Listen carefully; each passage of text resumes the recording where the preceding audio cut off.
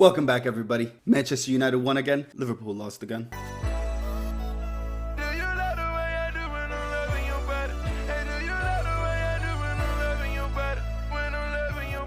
You never know what you're going to go with this team, huh? One day you're shining, next day you're shitting. Ruben Amorim said it himself a couple of weeks ago. We have no momentum in our club. But after this weekend, my friends, the momentum is here. On a dark desert highway, cool wind in my hair.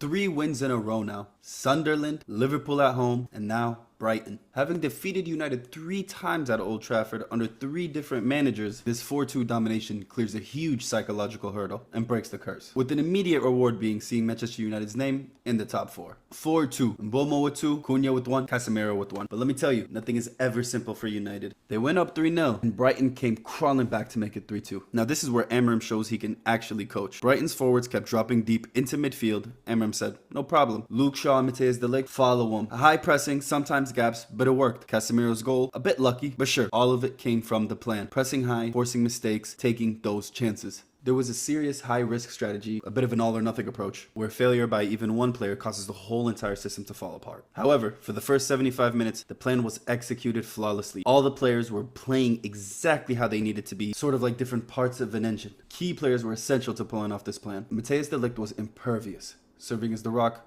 from which the press was built upon. He was an absolute monster who won every single challenge and denied attackers from any space at all. And the growing understanding between de Ligt and Shaw was definitely noticeable. The foundation of the success all came from the suicidal high press. Brighton is known from playing out of the back, so United just smothered them the entire game. This machine operated on 4 key principles: utilizing a man-to-man setup, snapping into a super aggressive 4-2-4 setup whenever United lost the ball, playing man-to-man defense the whole entire game, wingbacks flying forward, playing like wingers, and center backs stepping up, playing their assigned man up the field. And now look at Cunha.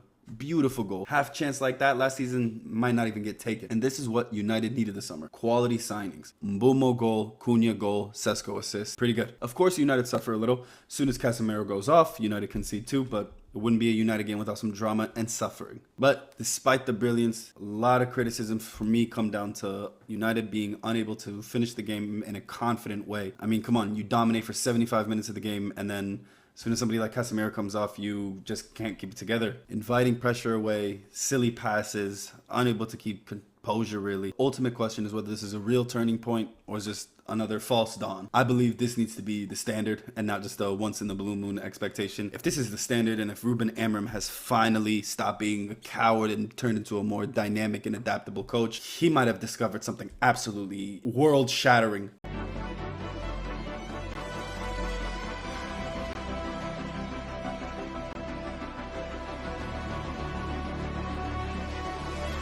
With tough games coming up ahead, this last one will be the one that tells us if everything is clicked. 3 wins in a row, Amorim got to feel what it's like to be top 4 for a little bit, and some momentum going. And Saturday, it wasn't just about results. It was about the complete performance. Pressing high, defending low, creating chances, scoring goals.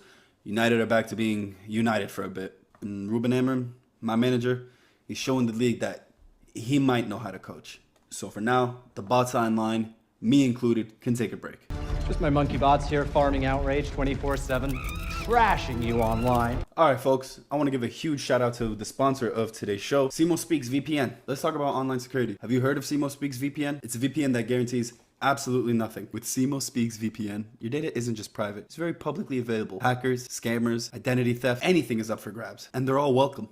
But hey, it's fast. Sort of like, whoa. They just sold my data before I even closed the tab fast, and their motto, privacy is optional. So if you want to experience the thrill of sharing all your information and data with literally everyone, Simo Speaks VPN is the way for you. Simo Speaks VPN. Why have security when you can have excitement? Use promo code DEES for an extra 15% on your order. Now my friends, back to football. Switching countries, hopping on a flight. We are going to Spain, El Clásico. Some games, they need no introduction.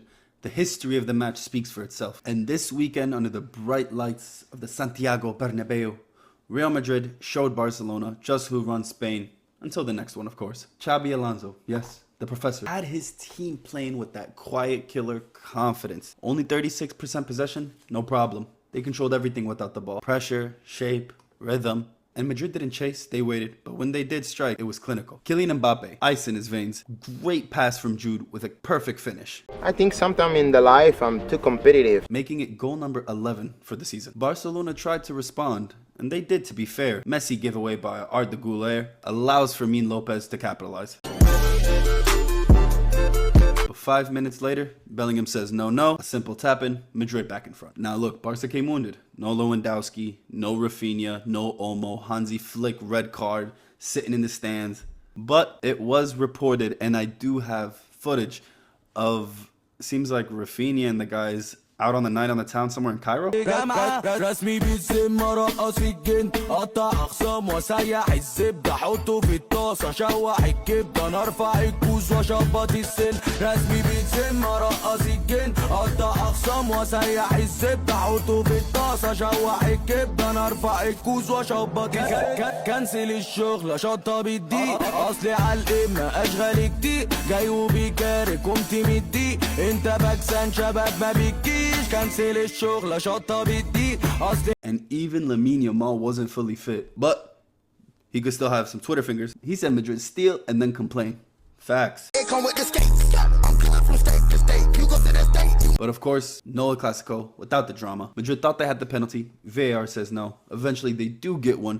Szczesny saves the penalty with a cigarette still tucked right behind his ear. You could feel Barcelona trying to throw anything at the wall. They missed Rafinha's intensity at one point. They let Araujo just send it up the pitch and just cook. But that's when you've lost the plot. After the whistle, chaos. That's when Pedri gets the second yellow. Players pushing, shouting, yelling. Even the police had to step in. But the scoreboard, 2-1.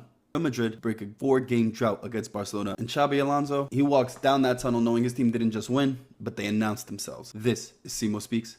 And football, my friend, never lies.